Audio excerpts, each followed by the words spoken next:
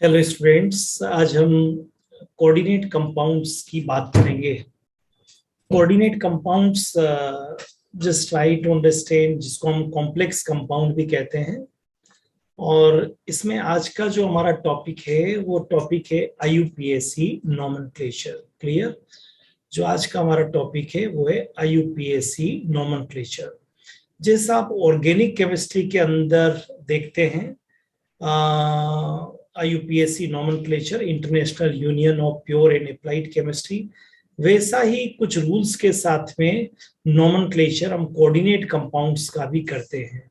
ठीक है, तो IUPAC के जो रूल्स है कोऑर्डिनेट कंपाउंड्स के, उस पे हम लोग फोकस करेंगे। ठीक है, क्योंकि रूल्स के अगर आप अंडरस्टैंड कर लेंगे तो नॉमेनक्लेचर बहुत इजी होता है। तो मैं आपको यही कहूंगा कि फोकस करिए रूल्स के ऊपर। क्लियर? आपको फोकस करना है रूल्स के ऊपर। जितना ज्यादा रूल्स आपको याद होंगे, आप बहुत अच्छी तरह से IUPAC नॉमेनक्लेचर को आप कर पाएंगे। This is very important. ठीक है, चलिए, तो पहला रूल क्या है? Just try to understand what is the first rule. First rule आपको ये बताता है, जो हर जगह होता है, the positive part of a coordinate compound is name first and the followed by the name of negative. मतलब एक बात यहां पर बिल्कुल क्लियर हो गई कि जो फर्स्ट पार्ट आपको लिखना है, क्लियर, कभी भी फर्स्ट पार्ट जो आपका होगा किसी भी कंपाउंड के नॉमेनक्लेचर में, वो हमेशा पॉजिटिव पार्ट होगा। कुछ भी नहीं सोचना है। और उसके बाद जो पार्ट हो लिखना है आपको, सेकंड पार्ट जो उसके साथ में ऐड करना है, वो सेकंड पार्ट जो होगा, वो सेकंड पार्ट आपका होगा नेगेटिव। क्लियर? वो छोटा सा एग्जाम्पल है जो आप पढ़ते हुए आए हैं अभी। ठीक है, पर इसको कभी नहीं भूलना है। Keep in mind. ठीक है, ये बिल्कुल नहीं भूलना है। ओके, जैसे आप लिखते हुए आए ना, फॉर एग्जाम्पल आपने लिखा है अभी तक अपने NaCl, तो आप क्या करते हैं? Very first positive then negative. आपने HCl लिखा है, आप क्या करते हैं? First part is positive, second part is negative. तो यहां पर भी उसी रूल को काम में लेना है कि फर्स्ट जो आपको लिखना है वो कौन सा पार्ट करना है? Positive part. और जो उसके बाद में लिखना है फॉलोड बाय, वो आपको कौन सा करना है? Negative part. ठीक है, इसमें नो कंप्रोमाइज। अब आपको पॉजिटिव और नेगेटिव पार्ट का आइडेंटिफिकेशन आई थिंक आपको पूरा मालूम है। जो भी पार्ट पहले है डेट इज पॉजिटिव। जब ये पॉजिटिव है तो ये जो बाद वाला पार्ट है आपका, ये पूरा के पूरा जो पार्ट है वो आपका कौन सा हो गया? नेगेटिव। जब आपका एक कॉम्प्लेक्स पार्ट, आपका जो फर्स्ट पार्ट है वो पॉजिटिव है, तो ये आपका पूरा के पूरा पार्ट क्या हो गया? नेगेटिव। क्लियर? बट रूल्स ये कहता है कि very first you right the positive part, may be simple ion or maybe complex ion, but first you write the positive part and then you write the negative part. तो I think पहला rule सभी लोगों को बहुत अच्छी तरह से clear हो गया होगा कि पहले आपको पॉजिटिव को लिखना है और फिर आपको नेगेटिव को लिखना है। क्लियर? चलिए नेक्स्ट आगे चलते हैं। ये तो फॉर्मूला भूलना ही नहीं है। पापा, मम्मी, नाना, नानी, राइट, भाई बहन, पहले पॉजिटिव बाद में नेगेटिव, है ना? ये आपको नहीं भूलना है। राइट, चलिए आगे देखते हैं।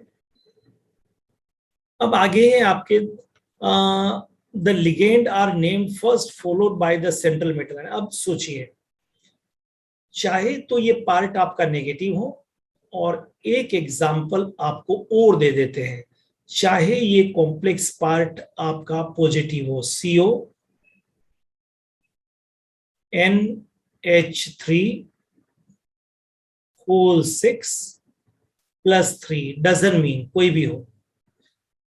तो लेकिन इसमें से सबसे पहले आपको जो लिखना पड़ेगा वो आपको लिखना है लिगेंड को, और followed by central metal cation.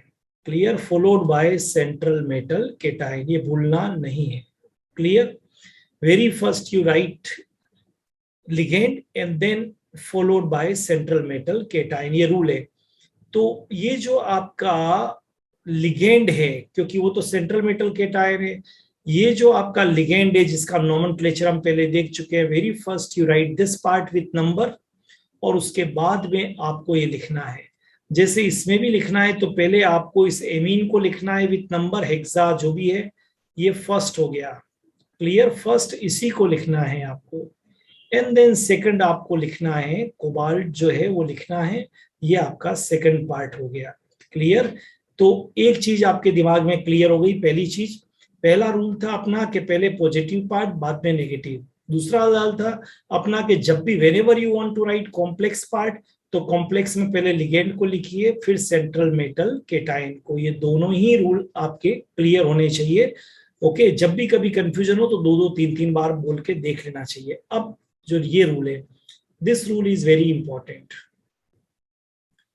Important भी है और थोड़ा सा कंफ्यूज भी करता है। फॉर एग्जाम्पल, आपको किसी लिगेंड का नाम मालूम है और उस लिगेंड के नाम में मान लीजिए डाई आ गया, या मान लीजिए ट्राई, लिगेंड का नाम सिंपल में, या मान लीजिए टेट्रा आ गया, और फिर उस लिगेंड के नंबर को बताना है, तो फिर हम ये डाई को दो बार, एक चीज को दो बार नहीं ले सकते हैं। फॉर एग्जाम्पल, जैसे ये है आपका, देखिए टेट्रा अमीन है ना, तो टेट्रा, तो इसके नाम में अमीन में कहीं पर भी टेट्रा नहीं आया, पर इसका नंबर 4 है तो हमने लिख दिया टेट्रा अमीन। डाई एक्वा, अब एक्वा में कहीं पर भी डाई, तो हमने लिख दिया इसको डाई एक्वा। तो लिगेंड के नंबर को बताने के लिए डाई, ट्राई, टेट्रा, पेंटा, ये हम उसके लिगेंड के नाम के आगे इंडिकेट कर देते हैं। जैसे CN6 था तो हम यहां लिख सकते थे हेक्सा साइनो या साइनाइडो, कुछ भी लिखिए आप, ठीक है। तो एक बात और क्लियर हो गई कि लिगेंड के नाम में देखिए क्या डाई ट्राई है, नहीं है, तो फिर लिगेंड के नंबर को बताने के लिए अगर 4 है तो टेट्रा, अगर 2 है तो डाई, अगर 6 है तो हेक्साम काम में ले सकते हैं।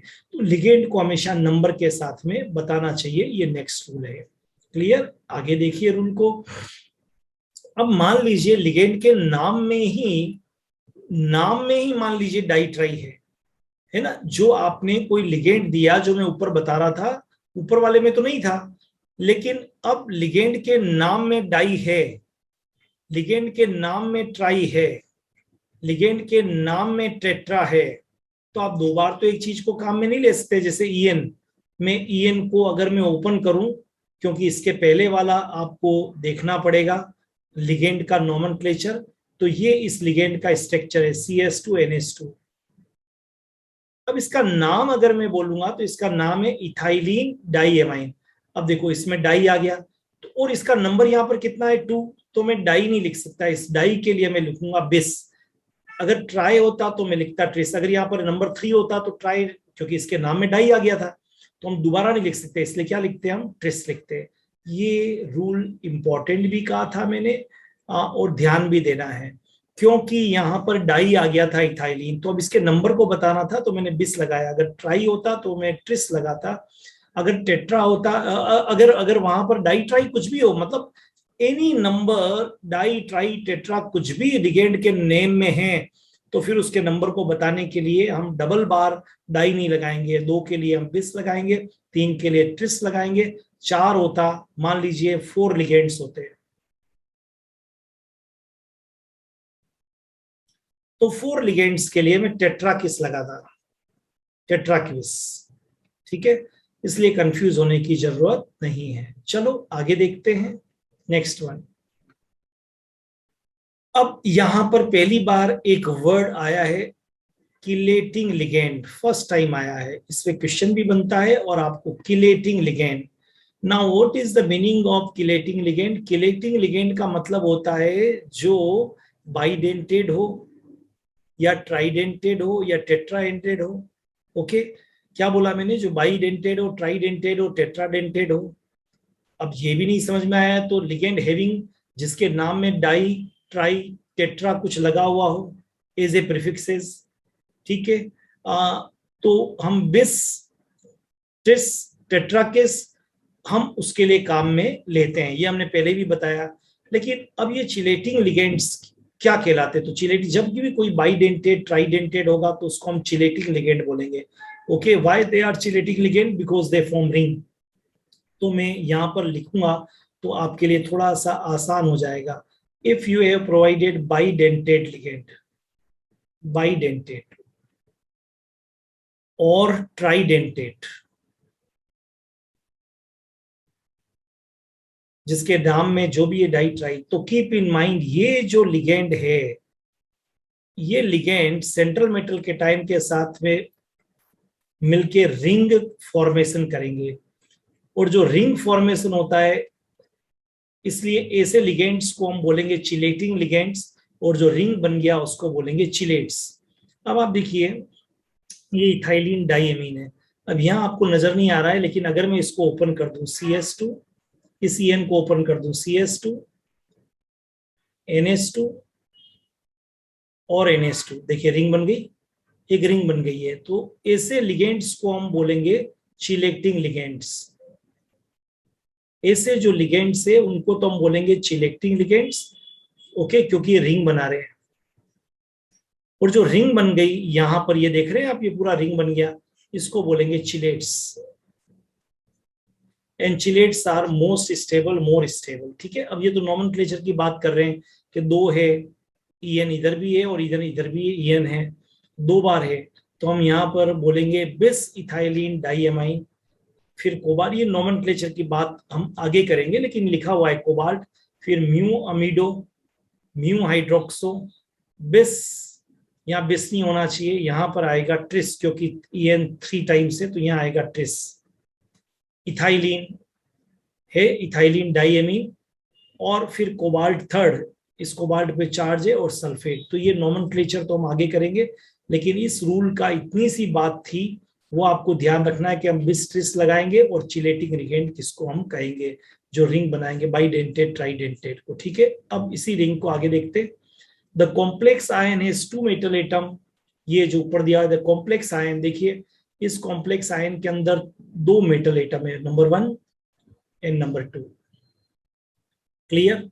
The complex ion is 2 metal, नजर आ रहे हैं cobalt, it is form polynuclear, तो ये जो कंपाउंड है इसका नाम है polynuclear. And ligand which connect the 2 metal ion is called bridging ligand, तो ये जो यहाँ बीच में लग रहा है इसको बोलेंगे ब्रिजिंग लिगेंड, ठीक है। Mu is repeated before the name of each bridging event, तो हम ये पहले अब इसको ध्यान से समझते हैं, एक एक लाइन को पढ़ते हैं। 2 मेटल एटम, ये बिल्कुल 2 मेटल एटम है, इस 2 मेटल के कारण इसको क्या बोला, पोलीन्यूक्लियर, ठीक है। यहां भी ऊपर भी लिख देते हैं, आपके लिए आसान हो जाएगा, पोलीन्यूक्लियर। बिकॉज ये इसलिए लिखा है मैंने क्योंकि यहां पर 2 डी ब्लॉक या ट्रांजिशन एलिमेंट है, तो ये आपका जो हो गया पॉलीन्यूक्लियर कंपाउंड। तो एक बात मैंने यहां पर क्लियर कर दी, किसको देख के, क्योंकि यहां पर 2 मेटल है, ठीक है। अब दूसरी बात, लिगेंड विच कनेक्ट द 2, अब इन 2 लिगेंड को जो कनेक्ट कर रहे हैं बीच वाले, इनको बोलते हैं ब्रीजिंग लिगेंड। यहां भी लिख देता हूं मैं, ताकि आपको डायग्राम में जल्दी समझ में आएगा, ब्रीजिंग लिगेंड। चलिए ये भी मैंने लिख दिया, ब्रिजिंग लिगेंड। और ये जो बाइडेंटेड लिगेंड है यहां पर, ट्राइडेंटेड, इसको हमने बोला चिलेट, चिलेटिंग लिगेंड। तो सारी टर्म यहां पर मैंने क्लियर कर दी है, ठीक है। अब जब ये बीच वालों का नाम लिखेंगे तो म्यू अमीनो म्यू हाइड्रोक्सी, देखिए म्यू अमीडो म्यू हाइड्रोक्सी, तो जो ब्रिज वाला है, ब्रिज के लिए हम काम में लेंगे म्यू। तो ये आई थिंक सारा आपको समझ में आ गया होगा, ठीक है। चलो आगे देखते हैं।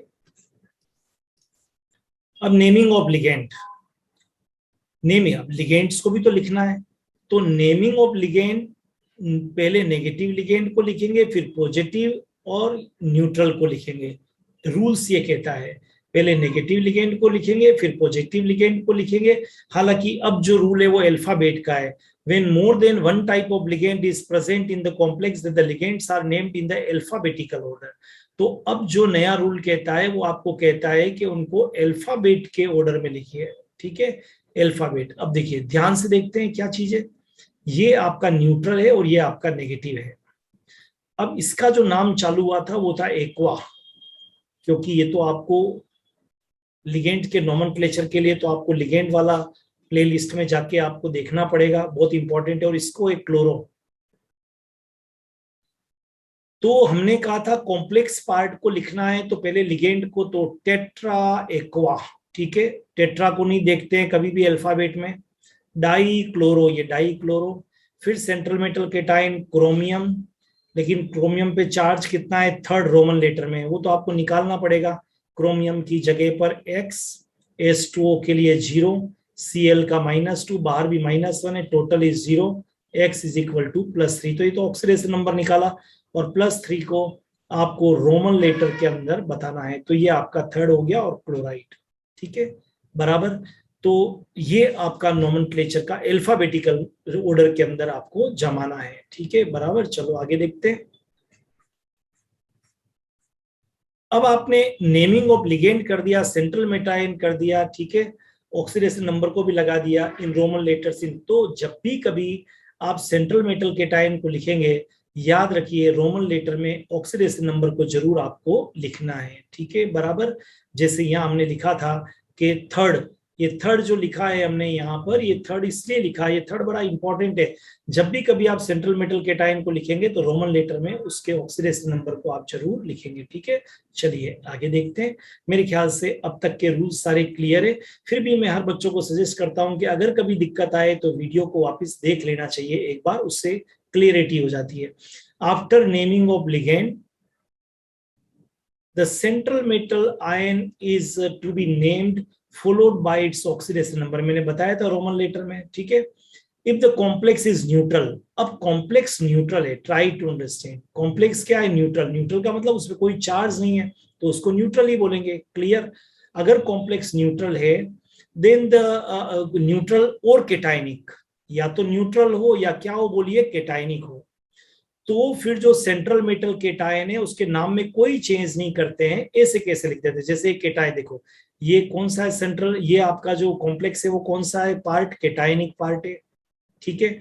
और ये कौन सा है, न्यूट्रल। तो पहले तो लिगेंड को लिखेंगे hexa aqua, hexa aqua. Cobalt third chloride, कुछ नहीं, कोबाल्ट को कोबाल्ट लिख दिया। टेट्रा, ये टेट्रा है। कार्बोनाइल निकल, देखिए निकल के निकल लिख दिया, कोई चेंज नहीं। लेकिन ये किस केस के अंदर, जब न्यूट्रल या केटाइनिक हो। अब मान लो वो एनाइनिक होगा तो ये स्पेशल रूल बन गया, जब वो एनाइनिक हो गया तो ये स्पेशल रूल बन गया। अगर कॉम्प्लेक्स एनाइनिक है, देखो इस पे फोकस कर लेते हैं, anionic, then the name of central metal ends with 8। Ends with 8 का मतलब है कि अगर मान लो प्लेटिनम है, प्लेटिनम, तो वो चेंज हो जाएगा प्लेटिनेट। अगर मान लीजिए कोबाल्ट है तो वो चेंज हो जाएगा कोबाल्टेट। प्रोवाइडेड कंडीशन ये है कि नेम ऑफ सेंट्रल मेटा है, अगर वो होना क्या चाहिए, एनायनिक। अब ये आपका जो पोटेशियम वाला बाहर का जो पार्ट है ये पहले आ गया तो ये पार्ट क्या हो गया, पॉजिटिव। तो ये जो आपका पार्ट पूरा बचा ये क्या हो गया, एनायनिक, इस पे चार्ज कितना हो गया, -4। अब जो ये आपको फेरस लिखना है, इसकी जगह आप लिखेंगे फेरेट, क्योंकि सेकंड है फेरस से फेरेट, थर्ड होता तो फेरिएट होता। आई थिंक ये आपको समझ में आ गया होगा कि कभी भी कॉम्प्लेक्स पार्ट अगर एनायनिक है तो जो सेंट्रल मेटल केटायन है वो एंड्स विथ 8 होगा, ठीक है। चलिए, after the naming of central metal cation, next rule को देखिए जरा। After the naming of central metal cation, ठीक है, वो कर दिया आपने ने। Anion in the outer sphere is to be named, मतलब आपने सेंट्रल मेटल केटायन को लिख दिया, ठीक है, लिख दिया आपने सेंट्रल मेटल केटायन को। अब जो भी कोई आउटसाइड है, अब जो भी कोई आउटसाइड है उससे डजंट मीन, जब भी जो भी कोई आउटसाइड है उस आउटसाइड वालों को आप लिख सकते हैं, इज टू बी नेम्ड, ठीक है, बराबर। आउटसाइड वाले को आप लिख सकते हैं, राइट नाउ। अब आगे रूल को चलते हैं, आउटसाइड वाले को विदाउट नंबर लिखते हैं, 9 नंबर। कोऑर्डिनेट कंपाउंड्स, नेक्स्ट देखिए, coordinate compounds contain 2 coordinate sphere. ध्यान से देखिए, जो कोऑर्डिनेट कंपाउंड है कंटेन 2 कोऑर्डिनेट स्फीयर, ध्यान से देखिएगा, ये बड़ा इंपॉर्टेंट रूल है, तो मैं इसके यहां पर इस रूल के आगे इंपॉर्टेंट लगा देता हूं। ठीक है। तो coordinate compounds contain two coordinate sphere. Two coordinate sphere का मतलब है कि एक ही कंपाउंड में आपको टू बॉक्सेस नजर आ जाए, क्योंकि ये जो बड़े ब्रैकेट में लिखते हैं इसी को हम बोलते हैं कोऑर्डिनेट स्फीयर। ठीक है। Then both the sphere should have opposite charges. जो फर्स्ट वाला होगा वो पॉजिटिव होगा और सेकंड वाला होगा वो नेगेटिव होगा। तो आपको पॉजिटिव नेगेटिव आना चाहिए। अगर दो कोऑर्डिनेट है तो आपको उसको इस तरह से ट्रीट करना है। ठीक है, बराबर। देखते हैं, अब करके देखते हैं। वापिस से मैं बोल रहा हूं कि अगर देर आर टू पार्ट, जैसे ये है दोनों, तो ये जो फर्स्ट वाला पार्ट है आपका, ठीक है, इसको देखते हैं अपने। जो फर्स्ट वाला पार्ट है आपका, ये पार्ट आपका पॉजिटिव केटाइनिक होगा, और ये जो सेकंड वाला पार्ट है, ये सेकंड वाला आपका एनाइनिक होगा। क्लियर। तो अब रूल में आपको वैसे ही लिखना पड़ेगा। रूल क्या कहता है यहाँ पर, रूल पे ध्यान देते। रूल कहता है, इसको लिखो पहले हेक्सा अमीन, फिर ये तो केटाइन, तो आयरन का आयरन सेकंड। ठीक है। और इधर जब लिखना होगा तो क्या लिखेंगे, बोलो, हेक्सा नाइट्राई नाइट्रो कोबाल्टेट, क्योंकि ये वाला पार्ट, पहले वाला पार्ट केटाइनिक था और बाद वाला एनाइनिक, इसलिए यहाँ पर कोबाल्ट की जगह कोबाल्टेट थर्ड आ जाएगा। ठीक है। ये तो ऑक्सीडेशन नंबर निकालने पे आएगा, और कुछ आपको अभी हम ट्रिक देंगे, उससे भी आप ये ऑक्सीडेशन नंबर बात कर सकते हैं। तो ये भी आपको आना चाहिए। ठीक है, चलो। If any lattice component such as H2O or other solvent of the crystallization are present। अब ये बड़ा इंपॉर्टेंट चीज है। ये जो पूरा कॉम्प्लेक्स लिखने के बाद जो आउटसाइड में वाटर होता है, this is called water of crystallization. ये पूरा लिखने के बाद में जो आउटसाइड वाटर होता है, that is called water of crystallization. पूरा कॉम्प्लेक्स कंपाउंड में लिखने के बाद में जो ये लास्ट में H2O होते हैं लगे हुए, जो आउटसाइड होते हैं, उनको आप बोलते हैं बच्चों वाटर ऑफ क्रिस्टलाइजेशन। ठीक है। और इसको लिखते समय हम क्या करते हैं, पहले पूरा नाम लिखो without any change. Tetra, aqua, copper, second, sulphate. अब वाटर एक है, वन वाटर। फिर tetra, aqua, di, chloro, chromium, third, chloride, दो है इसलिए क्लोर, टू वाटर। तो वाटर ऑफ क्रिस्टलाइजेशन को कैसे बताना है, इसमें किसी के साथ में कोई गलती नहीं होनी चाहिए। ये वाटर ऑफ क्रिस्टलाइजेशन को इस तरह से बताते हैं। क्लियर। जितना, अगर 3 होता तो 3 वाटर, अगर 4 होता तो 4 वाटर। ठीक है, चलिए नेक्स्ट करते हैं। कुछ और रूल्स से उन पे फोकस करना पड़ेगा। तो हम रूल्स पे फोकस करना, इसको बार बार रूल्स वाले को देखने की कोशिश करिए। The name of the complete compound should not start with a capital letter. ये तो बड़ा सिंपल सा रूल है कि अगर इसका लिखना है टेट्रा अमीन कॉपर सेकंड, तो सब कुछ रेगुलर में लिखिए, नो गैप और कैपिटल लेटर। अगर ऐसा करके लिखेंगे, लिखते हैं आजकल बुक्स में मिलता है, लेकिन फिर भी जो रूल्स कहता है वो कहता है कि आपको स्टार्ट इसको रोमन, इसको स्मॉल लेटर में लिखना है, कैपिटल में लिखने की जरूरत नहीं। हालांकि कई बुक्स में आपको कैपिटल लिखा हुआ मिलेगा, लेकिन कोई प्रॉब्लम नहीं है, आजकल उसको एक्सेप्टेबल है। लेकिन फिर भी मैं कहता हूं कि आप उसको, जो रूल्स कहता है अपना, वो यही कहता है कि आप इसको स्मॉल लेटर में लिखिए, उसमें और कोई चेंज मत करिए। Next, the full name of complex ion should be written as one word without any gap। जैसे di, amine, silver, first, chloride, तो विदाउट एनी गैप आप लग रहे हैं, देखिए कुछ भी आप नहीं कर रहे, विदाउट एनी गैप पूरे को लिख दिया आपने। ओके। अब इसमें आपने क्या किया, कोमा लगाया, यहां कोमा लगाया, गैप दिया, इसकी बजाय आपने di, amine, silver, first, chloride, एक ही विदाउट एनी कोमा आप लिखेंगे। ये अकॉर्डिंग टू रूल करेक्ट है, ना कि बीच में गैप दे दिया, कोमा दे दिया, कैपिटल लगा दिया, मर्जी आए वहां कर दिया। इंग्लिश के रूल यहाँ पर नहीं चलते हैं। क्लियर। या आपको एक ही में उसमें लिखना है। क्लियर। आई थिंक ये बड़े आसान से रूल थे। Now there should be a gap between the cation anion in case of ionic complex. अब ध्यान से देखो, इन केस ऑफ ये आयनिक कॉम्प्लेक्स, क्योंकि न्यूट्रल तो है नहीं है, तो डाई सोडियम। ठीक है। लेकिन आपको हमने बताया डाई आउटसाइड जो होते हैं उनको हमने बताया क्या लिखते हैं आप, simple ion. Simple ion always represent without number. ये सिंपल आयन है और ये बिना नंबर के लिखे जाते हैं, तो इसको केवल सोडियम लिखिए। फिर इसको तो नंबर बताना है, टेट्रा क्लोरो निकलेट सेकंड, क्योंकि ये नेगेटिव चार्ज है -2 ये सोडियम पे, तो निकलेट सेकंड, ठीक है। तो there should be a gap between the cation and anion. देखिए सोडियम के पास थोड़ा सा गैप है, और फिर मैंने कोमा वोमा लगाने की जरूरत नहीं रखी, गैप लगाया, क्योंकि ये वाला पार्ट पॉजिटिव पार्ट था और ये वाला पार्ट नेगेटिव पार्ट था। If the complex ion is given naming ends with ion.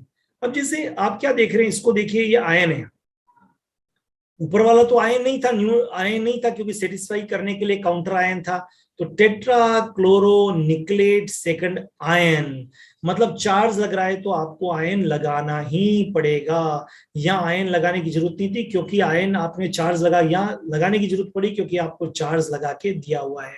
ये सारे बेसिक रूल्स से, रूल्स पे फोकस करना है। मैं एग्जाम्पल करने से बेटर है कि मैं आपको पहले रूल्स पे आपको फोकस करने की बात करता हूँ, 2-3 एग्जाम्पल देने की कोशिश करता हूं मैं, फिर आप रूल्स को देखिए, फिर आईयूपीएससी की प्रैक्टिस देखिए। आउटसाइड विदाउट नंबर ये लगा दिया आपने पोटेशियम, फिर ये पॉजिटिव है तो second part hexa cyanoferrate second.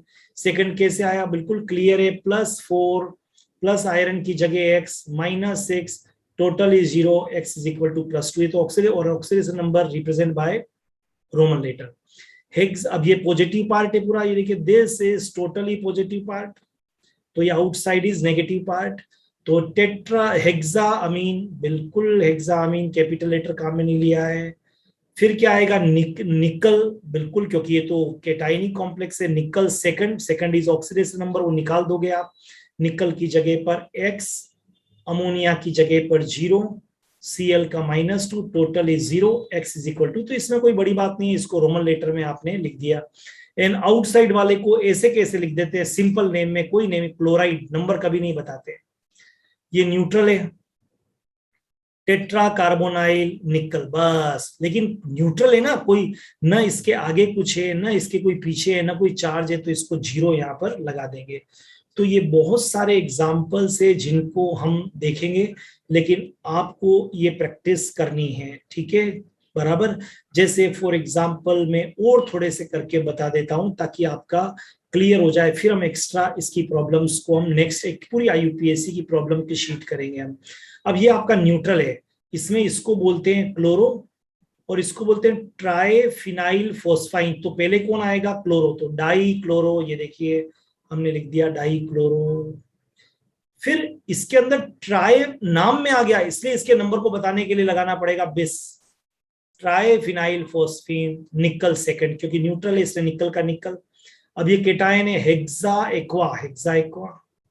Manganese second oxidation number निकालना पड़ेगा, पर आयन है इसलिए यहां पर आयन मुझे लगाना पड़ा। ये छोटी छोटी चीजें हैं जो नोमेनक्लेचर में भूलना नहीं है, ठीक है। तो इन सबको देखने की अपने को कोशिश करनी है, अच्छी तरह से समझने की कोशिश करनी है। कुछ और एग्जाम्पल देखते हैं लास्ट फाइनल, ताकि आप अच्छी तरह से आप कर पाए, क्योंकि practice makes a man perfect. वो बहुत जरूरी है कि आप इन एग्जाम्पल्स को देख के अपना कॉन्सेप्ट क्लियर कर पाए। चलो अब देखते हैं, जैसे ये एग्जाम्पल है, ईडीटीए का मतलब होता है इथाइलिन डाइएमाइन टेट्रा एसीटेट, है ना। ये आपको हमने लिगेंड वाले में इसका पूरा स्ट्रक्चर दिया है, आईआईटी में भी प्रॉब्लम आया हुआ है। तो पोटेशियम लिख दिया, पोटेशियम पहले positive part, ethylene diamine tetra acetate, number तो एक है इसलिए कोई लगाने की जरूरत नहीं। और ये पॉजिटिव है और ये पार्ट नेगेटिव है आपका, इसलिए निकलेट सेकंड। फिर देखिए ये जो कॉम्प्लेक्स का पहला पार्ट है ये पॉजिटिव, कॉम्प्लेक्स का दूसरा पार्ट नेगेटिव है, तो टेट्रा पायरिडीन, इसको पीवाई को बोलते हैं पायरिडीन, प्लेटिनम सेकंड। लेकिन यह tetra chloro Palatinate second, Palatinate क्योंकि नेगेटिव था तो 8 लगेगा। ऐसा एग्जाम्पल हमने आपको बताया था, यहां से चालू करो, क्योंकि ये पॉली न्यूक्लियर कंपाउंड है। तो मैंने कहा टेट्रा एक्वा, देखिए टेट्रा एक्वा, आयरन, बिल्कुल आयरन। लेकिन ये ब्रिजिंग को म्यू लगाते हैं, म्यू डाई हाइड्रोक्सो, 2 बार नहीं लगाते, अगर अलग अलग होता तो अलग अलग लिखते, लेकिन दोनों एक जैसा, तो mu di hydroxo, tetra aqua, iron third, sulphate. Sulphate को कभी नंबर से बताते नहीं है। एक और एग्जाम्पल देख लीजिए ताकि आपको क्लियर हो जाए, एक और देख लेते हैं कुछ एग्जाम्पल, ठीक है, और देख लेते हैं। चलिए जितने एग्जाम्पल देखेंगे आपका कॉन्सेप्ट क्लियर होगा। अब वापस देखिए, ये आपका पार्ट कौन सा हो गया, पॉजिटिव, और ये पार्ट कौन सा हो गया, नेगेटिव। तो पहले पॉजिटिव पार्ट, तो ये अब 3 है, पर इसके नाम में इथाइलिन डाइएमीन आता है, तो tris ethylene diamine cobalt third sulphate. Sulphate के नंबर को बाहर नहीं बताते। पहले पोटेशियम क्योंकि पॉजिटिव है, फिर ट्राई ऑक्सलेटो एल्यूमिनेट थर्ड, क्योंकि एल्यूमिनियम ये नेगेटिव वाला है तो एल्यूमिनेट थर्ड आएगा। फिर ये न्यूट्रल है तो hexa carbonyl chromium 0। I think ये सब आप कर सकते हैं। प्रैक्टिस मैक्स से मेन परफेक्ट, अच्छी तरह से इसको देखिए, और ये जो कुछ एग्जाम्पल्स है इनकी प्रैक्टिस करिए, क्योंकि हम जब आगे प्रॉब्लम शीट स्टार्ट करेंगे तो आगे जब IUPAC की प्रॉब्लम्स को करेंगे तो इन प्रॉब्लम्स को जरूर करेंगे। तो अगर आप वीडियो देख रहे हैं तो इनको करके देखिए, जो आपके सामने है एक बार अपनी नोटबुक में नोट कर लीजिए, और फिर इसको देख के आप सोल्व करिए। आपको जैसे ये एक और करके अनसोल्व बता देता हूँ।